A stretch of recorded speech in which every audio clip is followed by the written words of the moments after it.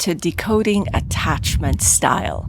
Now, a few things that I want to warn you about just before we get started is that I am in Barbados. It's absolutely beautiful here, which means you're going to be hearing birds chirping every now and again. There's been a rooster crowing, there's some dogs barking, and you may hear the rustling of the leaves in the trees. So just a little bit of warning. I hope it doesn't disturb you too much from taking notes on this particular episode, where we're going to be talking about what it's like to constantly seek validation from someone who's got an avoidant attachment style, and what you can do instead if you've got an anxious attachment style.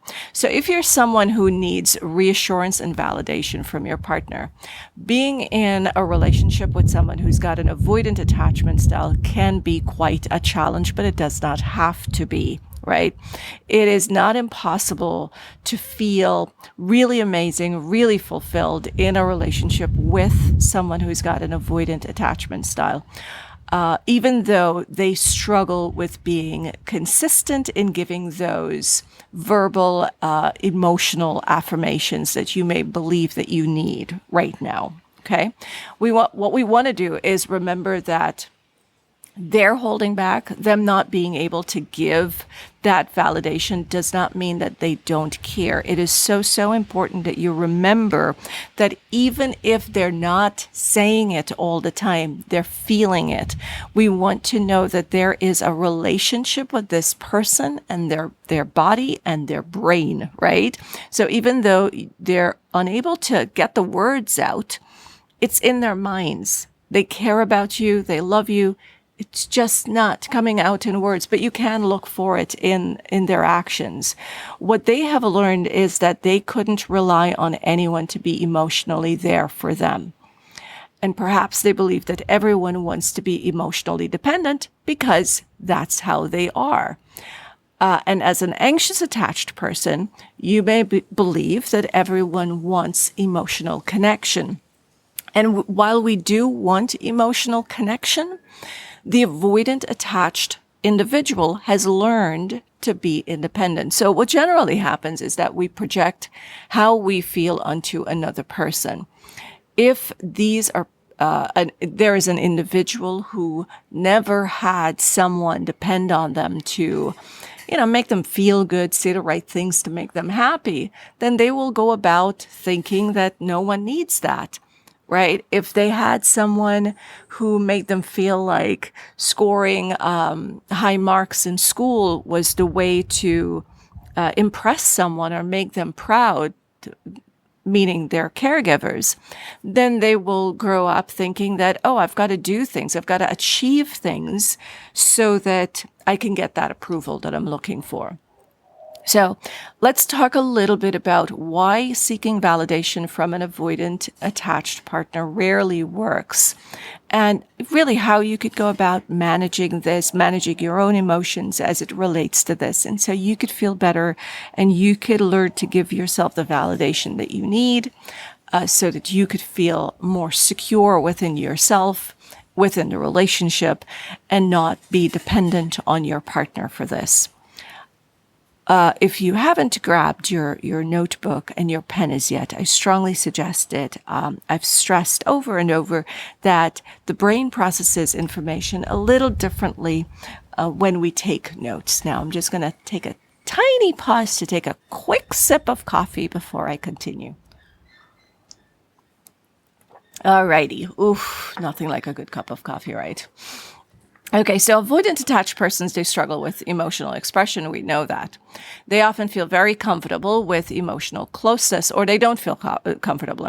They don't feel comfortable with emotional closeness or vulnerability. They may feel emotionally pressured when we ask them for validation. And this can cause them to pull back a little bit more, withdraw a little bit more. They start to feel pressured if we're asking them, hey, you don't tell me you love me. You don't tell me you care about me. I feel like you don't. They might even see that as a form of manipulation. They pull back because it's uncomfortable. It's kind of like if they start to ask you to stop being affectionate.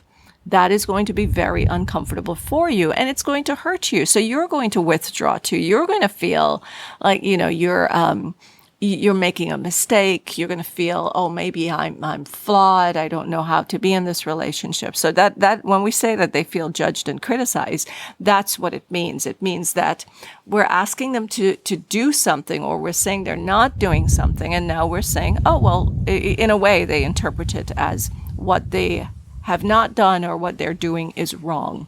Now, again, I'm just going to say this again. If they're to ask you to stop being affectionate, they say, you're always so affectionate, you're always touchy and feely, then it's going to hurt your feelings too, right? You're going to start questioning yourself, like, what's going on here? Like, this isn't normal. And that's exactly what they're going through as well. The avoidant attached and anxious attached feel the same way based on the triggers they receive, and they act differently. They react differently. One pulls away, the other one comes in. But even the anxious attached, there are times when they're criticized or they feel judged or overwhelmed, and they start to shut down too. I've had a number of anxious attached clients who would say, I just don't want to be close to my partner right now. The avoidant attached, I don't want to be there. It doesn't feel good anymore. I don't want to go see them. I don't want to go hang out with them. And that's exactly what the avoidant attached feels as well. Let's continue on. They need the validation conflicts. Oh, what is going on with me? Not enough coffee, I tell you. Validation conflicts with their need for autonomy. They value independence, and they may perceive repeated attempts for validation, you needing more validation, as a demand for them to compromise on their autonomy. They want to make this decision on their own. And when they feel like they can't make this decision on their own, it triggers their defensiveness and their resentment. So they don't want to be told what they should and shouldn't do in the relationship. They just want to be allowed to go with what they're feeling. When, I thought about this a while ago. There are times when I'm with my partner and I'm not feeling that giddy or oh my gosh, this guy is so amazing and I love him so much. I don't feel that all the time. Of course, I'm very aware that he's an incredible partner to me. I recognize that he's a wonderful human being. And of course, I love him. Of course, I like him. Of course, I'm in love with him. But there are times when my mind might be on my work or my mind might be on my children. And I'm not looking at him and thinking, oh my gosh, what a wonderful partner I've got. I am so in love with him. And so sometimes when he comes to me and he says, I love you, it takes me a second because I'm not in that space. I'm not in that mental space to respond with, I love you again. And it won't be genuine, right? And so to confirm that I do love him, I don't always say it. I may just, kiss his cheek or tell him how much I appreciate him. But those moments of when I'm quiet and I'm looking at him, or he does something that's so thoughtful and so sweet, those are the moments I really pause and consider what I have with him and all that we've gone through together and the ways that he's shown up for me. And I think in those moments, my gosh, I so love this man. And then I tell him, I would sit him down and say, I love you so much. But it's not a thing that we feel all the time. It's not let me rephrase. It is a thing that we feel at all times. We know we love our partners, but because there's so much going on in our lives, we don't always have the ability or the space to pause every minute of the day and just zero in on this love that we have for this person. I hope this makes sense. And so the avoidant attached person, they know this very well, and they are going to have those moments as I just described. And that's when you're going to hear it. It comes from a genuine place. Now, if my partner was asking me often to say, like, why don't you say I love you more? Or you don't say I love you and, keep talking about it. I would start to feel resentful. I'd be like, what's going on here? Why can't I? Why do I have to feel pressured into saying it? What times do you want me to say it? How many times do you want me to say it? Because now I suddenly don't know what this other human being wants from me. If this makes sense, feel free. You could always send me an email. You could always make a comment and let me know. And I could always elaborate on things when, they're not clear enough. So moving on, but again, quick sip of coffee. I feel like it's so much better to say that I'm having a sip of coffee instead of going back to these podcasts and editing out stuff. So, all right, let's carry on. I hope you have your notebook and your pen. See, even that saying that constantly can become annoying, and you would just naturally start to say, you know what? I am not doing this. She does not get to tell me how to do any of this. So, see, that's how generally humans will feel. All right, moving on. An avoidant attached person's actions generally will speak louder than their words. So you want to pay attention to their actions.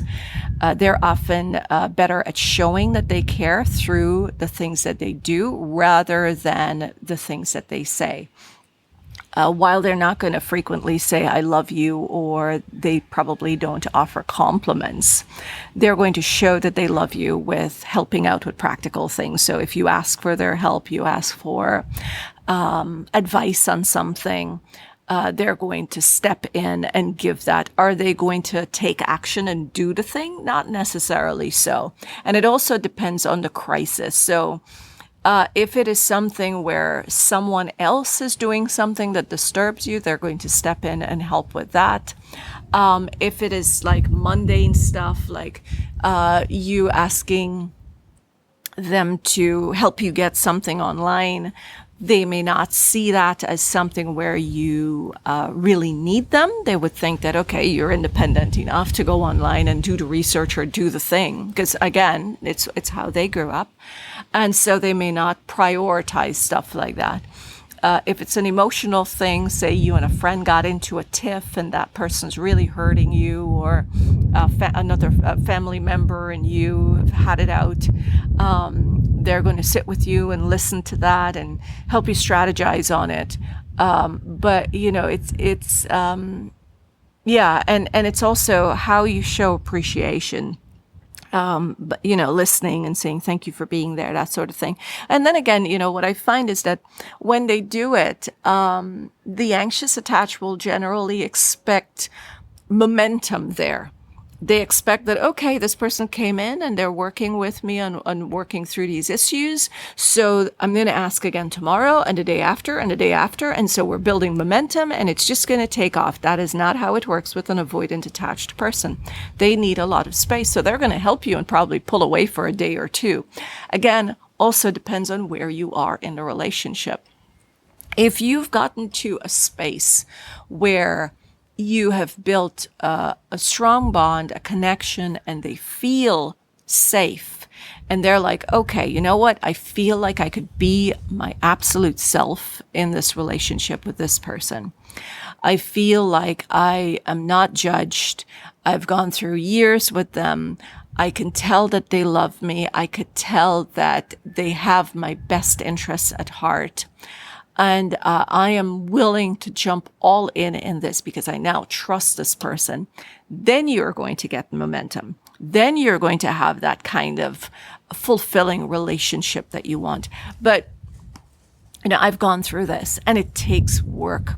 It takes, I had to learn how to validate myself. I don't need my partner to tell me that I look good in a dress, or I don't need my partner to tell me that he loves me. I don't need my partner to check in on me. When we talk about emotional support, I don't need another human being, including my partner, to emotionally support me, because those are the things that I had to learn to do on my own. How do you do that? You have to know that you look good in that outfit. You don't need someone to tell you. If they tell you it's nice, but you need to look at yourself in the mirror and say, you know what? I look good.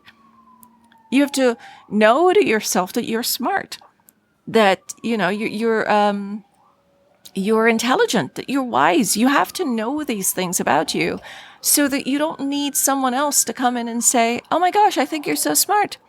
If they do, it's nice that they recognize it. It's nice that they say it. But it shouldn't be like, oh my gosh, really? Do you see it?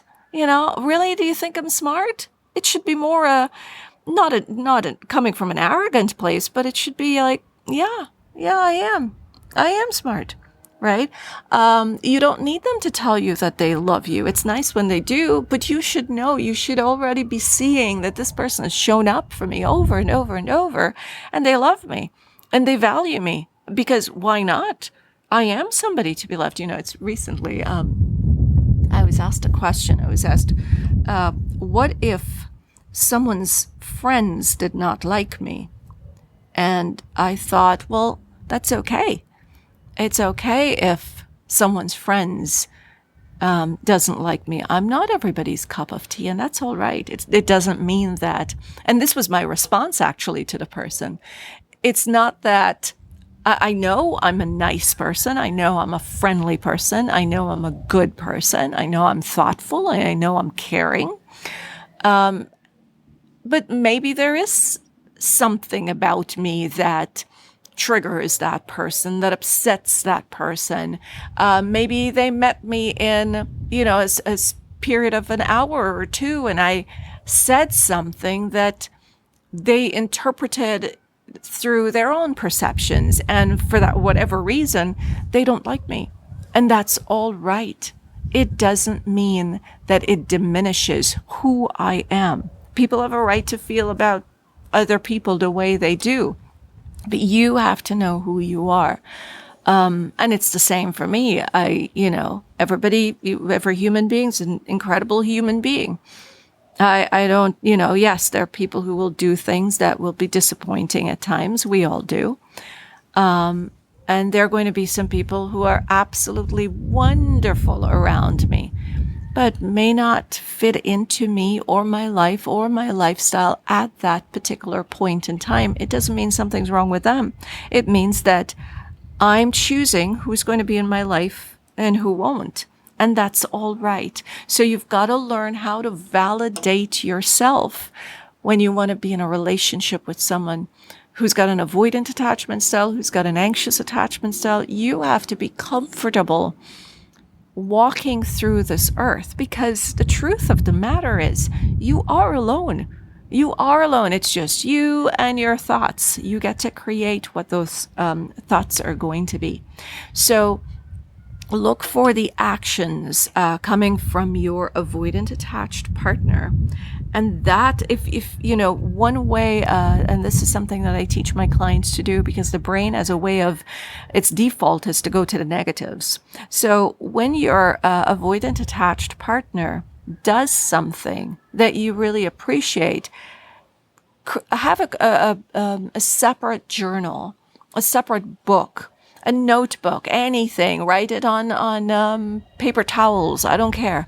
Write all the things that they do. 1, 2, 3, 4. List them out. If they send you a beautiful text that says, I'm looking forward to seeing you, or I had such a wonderful time with you, whatever it is, write those things down. And the moment you start to doubt how they feel about you, jump into that book. There are these small notebooks that you could find on Amazon. Everybody's got access to Amazon. Small notebooks, or you can even create your own little, cut little square pages where you could staple them together and put them in your pocketbook or your backpack, and take them around with you, so that every time you start to feel like, oh, I haven't heard from my partner in such a long time, they're forgetting me, they don't love me anymore, you pull that out and you go through them one after the other. That is going to it's going to reinforce into your mind, your hardwired mind, and start to change the mechanics there and remind you that, no, you are loved.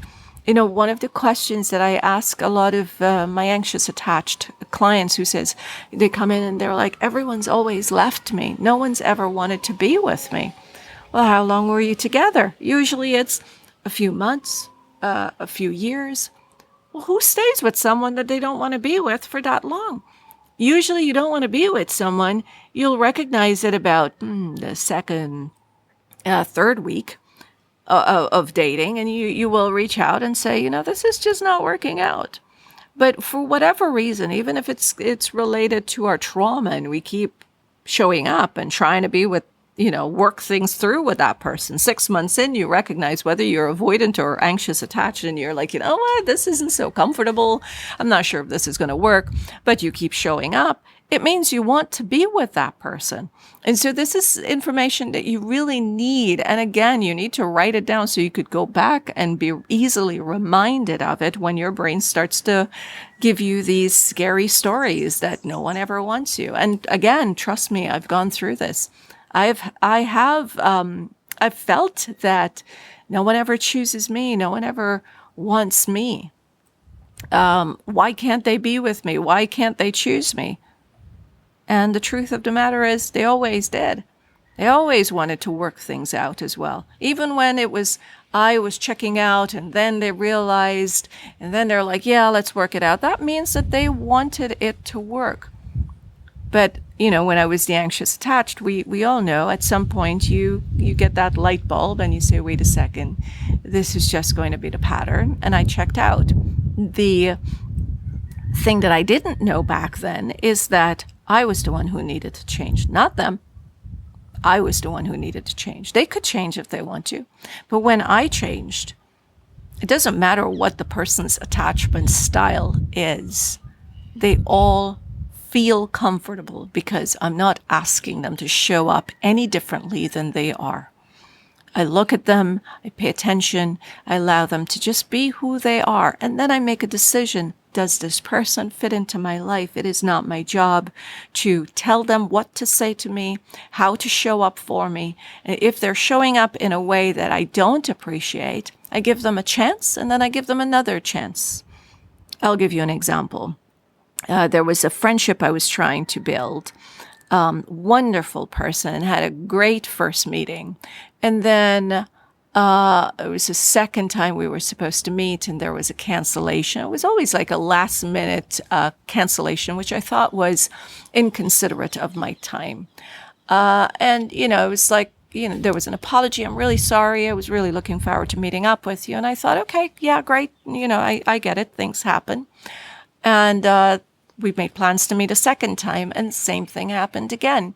Now, on the third occasion, I made plans to meet up with this person and their partner, and I was doing that with my partner. So it was like a double date sort of thing. And that person canceled. It was a weekday when my partner and I are both very busy people. And the cancellation happened a few hours before we were supposed to meet.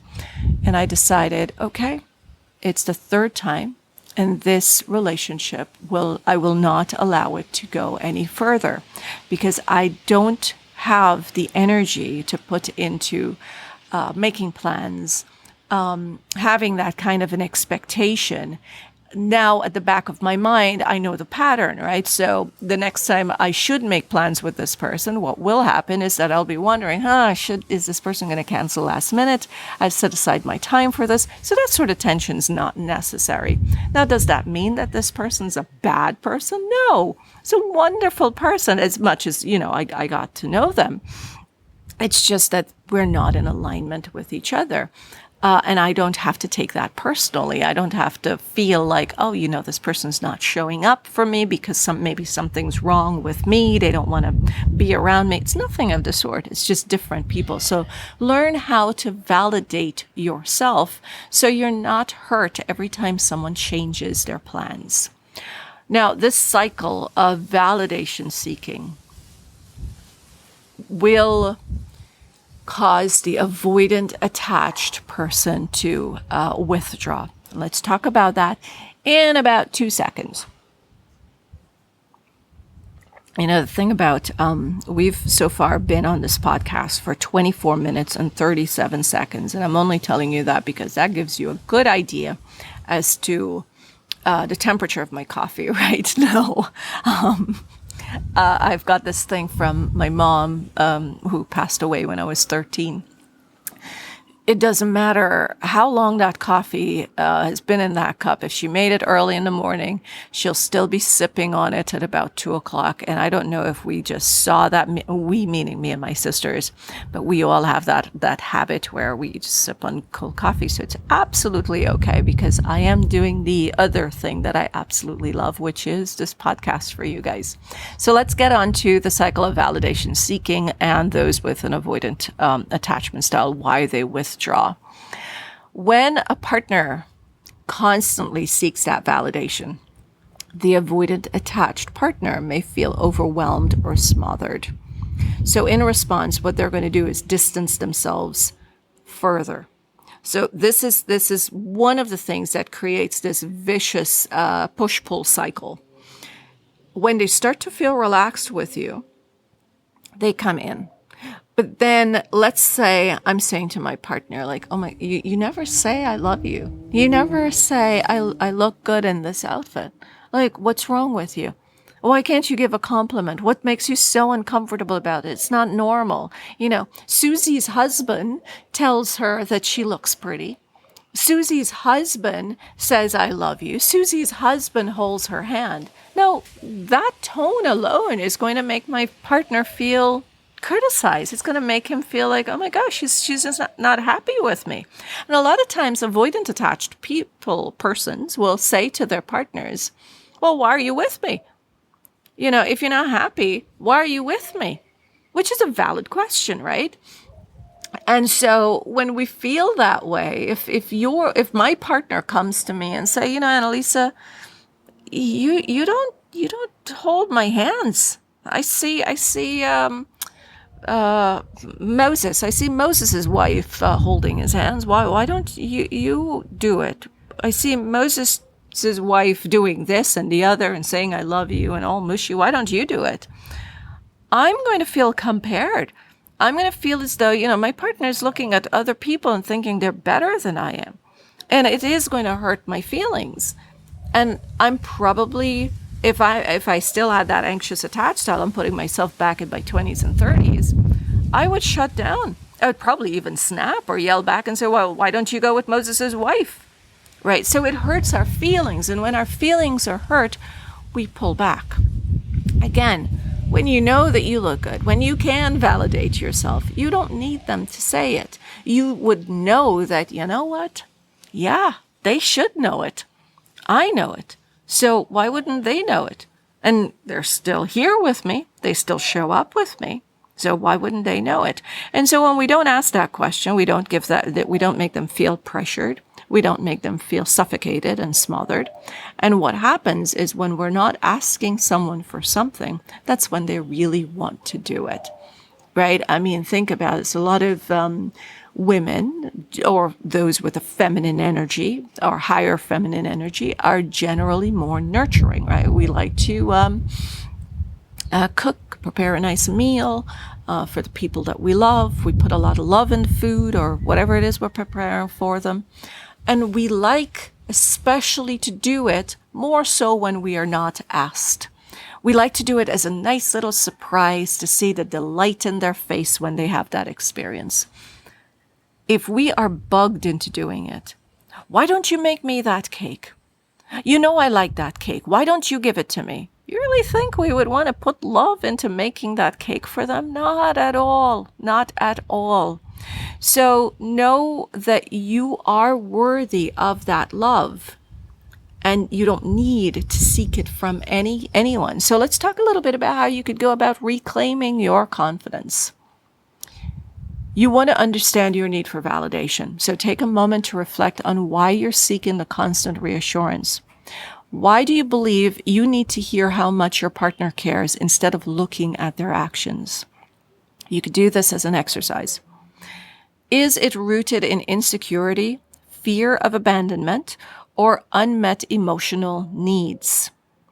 By finding and being aware of your underlying causes, you can start to address it from within rather than relying on external validation. Right? These are exercises that you can do with your notebook and your pen. This is a good form of journaling. If you can't find a therapist or afford a therapist or a coach wherever you are. These are exercises that you can do, you can work through. And you know what, talking about this, I think it would probably be a good idea if I start doing that, if I start giving you these podcasts and then giving you some exercises at the end, because I know it's, some parts of the world, it's very difficult to find a therapist. I know sometimes it's good to find a good therapist, a therapist that we can connect with. And I know it can be very expensive to find a coach to work with. So from now on, let's do that. Let's do a podcast. And at the end, I'll give you some exercises. So here we go. This is one of the first. You want to shift the focus to self-validation. So that's pretty much the intention of this particular exercise.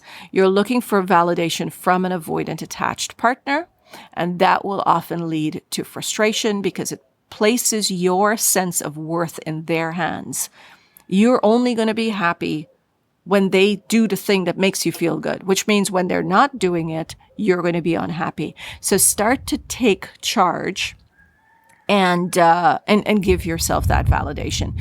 Another exercise you can do is write down all the things that you love about yourself, the things that other people would love about you. Like if you've got an anxious attachment style, coming from that anxious attachment style, I know we are really, really good at listening to people and picking up on what they like and then they don't like. And when we pick up on what they like, if a friend of ours says, I saw this really nice teacup and I'm really thinking of getting it.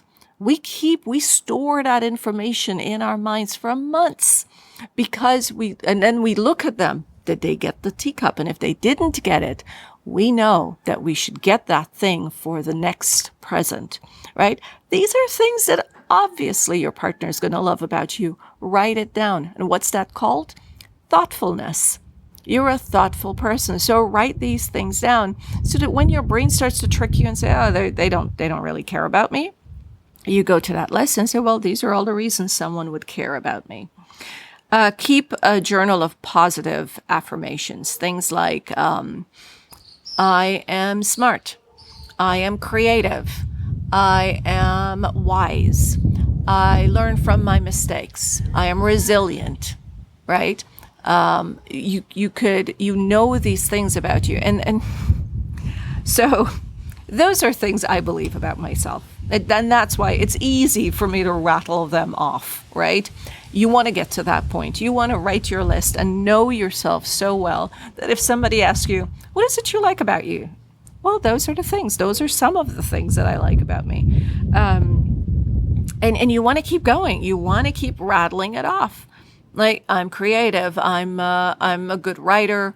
I'm good at poetry. You just keep going with your list. I'm a great mom. I'm a good partner. I'm a great partner. I'm always striving for self-mastery.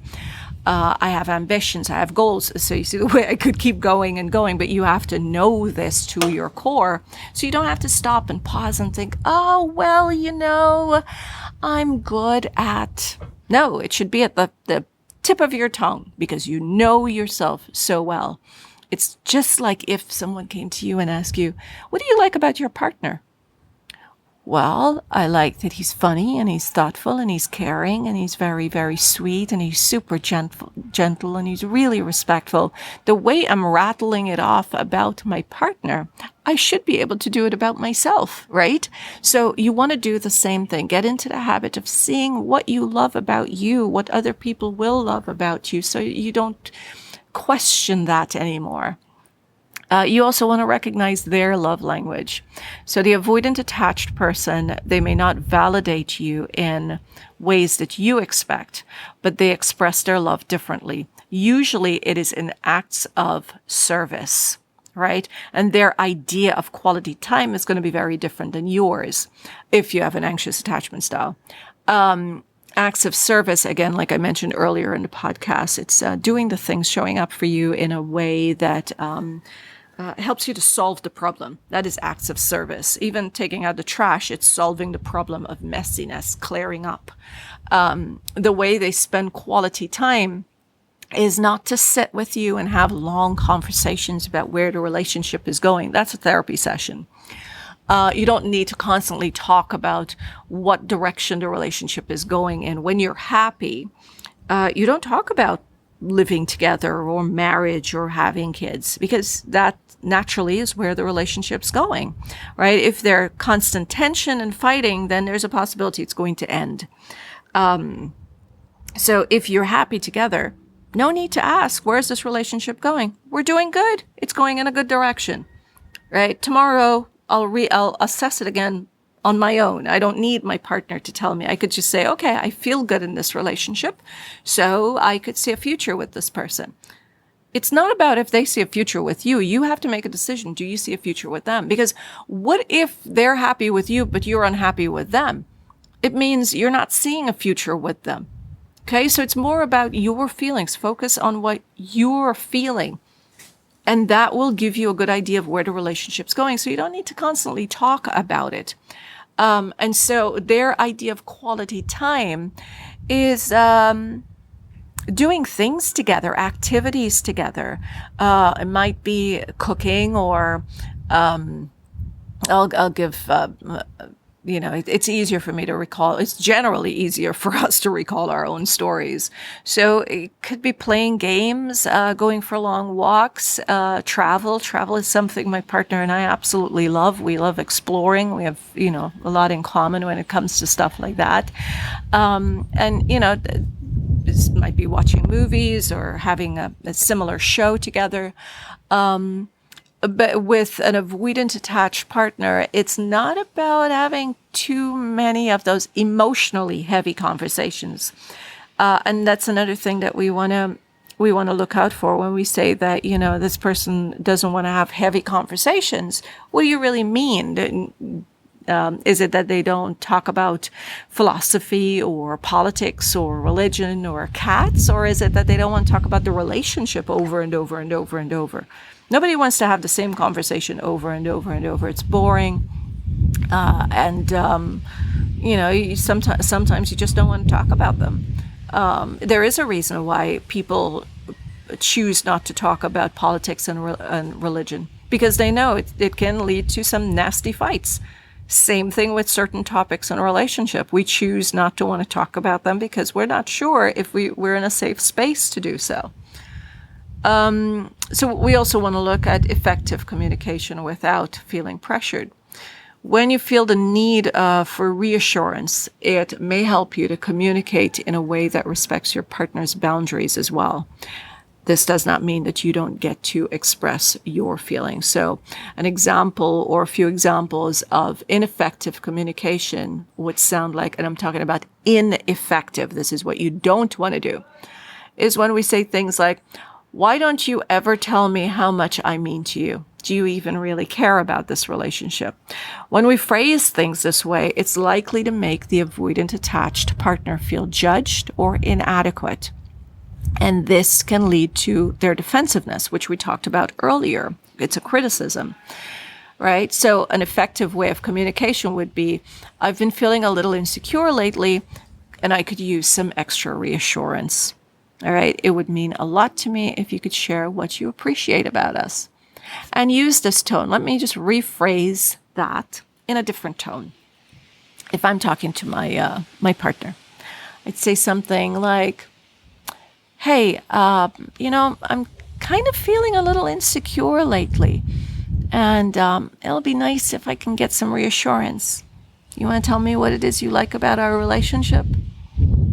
And leave it there. And most likely, knowing him, he'll lean in, and he'll tell me a few things. It's probably going to be about 2 or 3 things, or he may not even give me a list. He may just lean in and say, "I love you," or "You don't have to be insecure. I'm not going anywhere." So they may not give you exactly what you want, but they're going to give you something to feel better about. And that's what we have to appreciate. We have to appreciate the effort. The effort. Why the effort? Because the effort tells that the person is pushing through their discomfort. They're taking action to push through whatever uncomfortable feelings they've got to show up for you. You also want to set some boundaries to protect your emotional well-being. Not everyone is going to be ready to work this hard and get to this place of feeling secure within yourself in a quick enough pace to be in a relationship. So if you're constantly seeking validation, it's important to establish some boundaries to protect your emotional health. You have to know what you can handle and what you can't. Sometimes, yes, we can push through our healing. In order to do that while you're in a relationship, you've got to learn how to take time to do it. And that's for another podcast. So instead of seeking constant validation, you can give yourself some time to reflect on your feelings and self-soothe. And again, chunking out a little bit, of time to do this.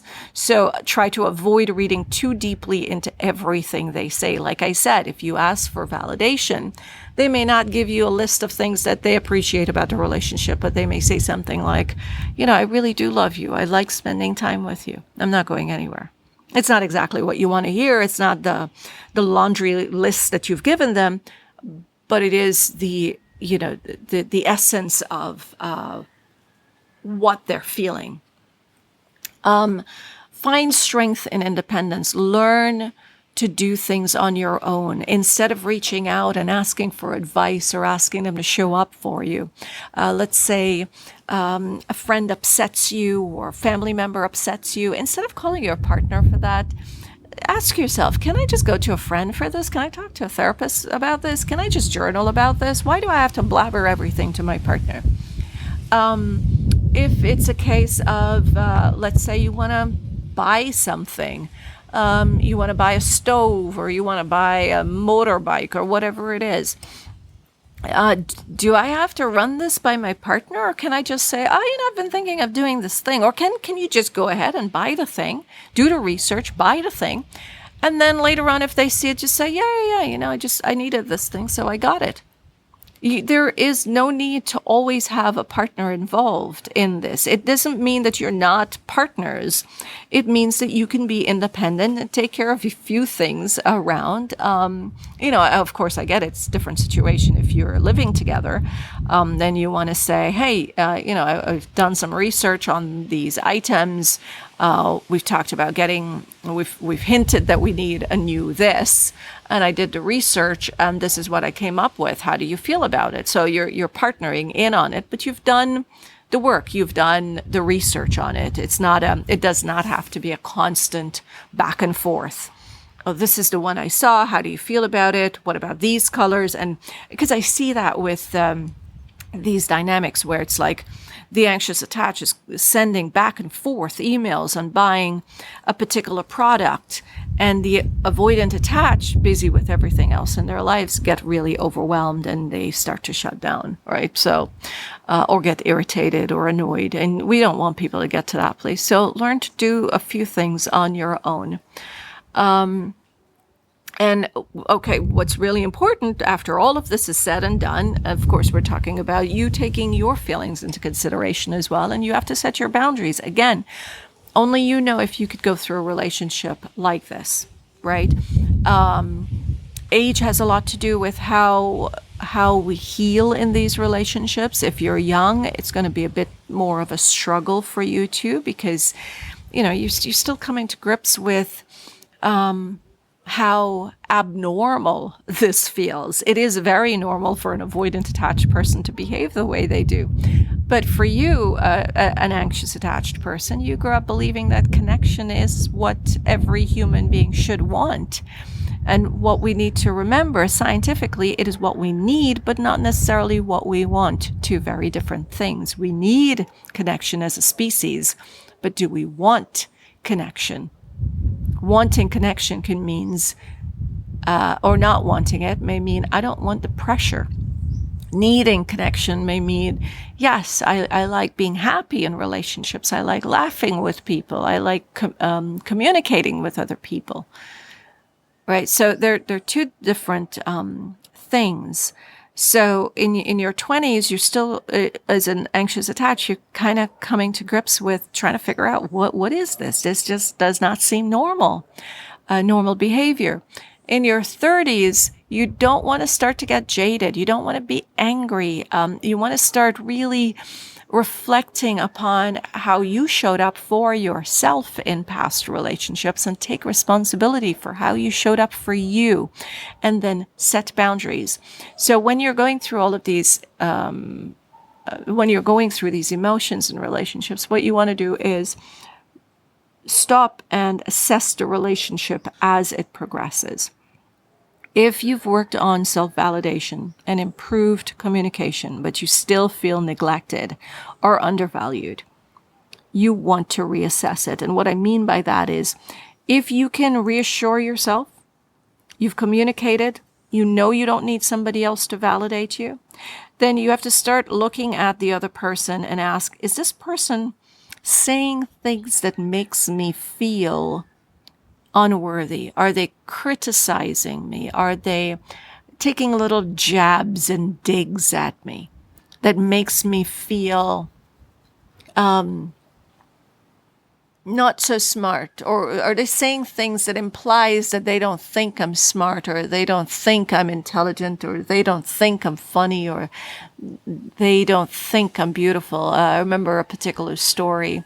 A girl came devastated, and she said her boyfriend told her that she looks better with clothes on, that he's not attracted to her body. That is not a person you want to be with.